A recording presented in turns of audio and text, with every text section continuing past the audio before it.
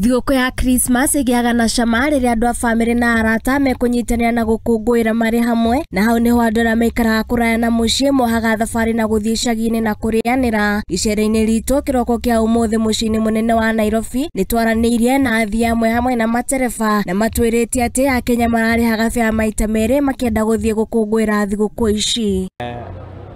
Christmas imekuwa nzuri, si mbaya sana.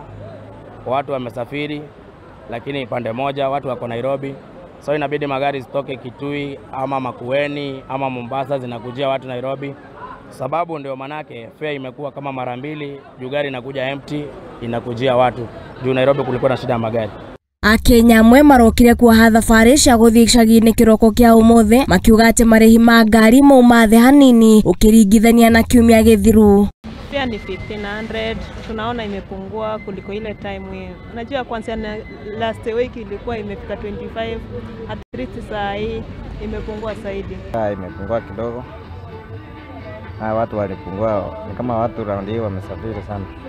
Nao ene cia ngari maugite ati rita riria Akenya ni meyumiritie na namba nene na guthii icagi-ini ukiringithania na mwaka muhituku, ona thengia wa thogora wa muturire gukorwo wambatirite na gikiro kinene. Tumepeleka watu nyumbani vizuri, at least wameenda, tunatarajia kuwarudisha. This time ili improve kidogo, it was better than the other year, kwa maana at least watu walikuja wengi.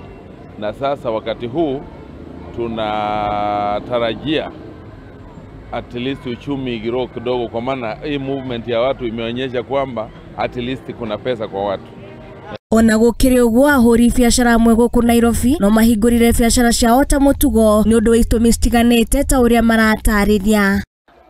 Sherehe ya leo kuna vile wenyewe watu wanado, lakini wanatu promote tu, tunashukuru. Lakini hii mwaka hii kazi imekuwa mbaya sana, hakuna pesa, biashara iko chini kabisa.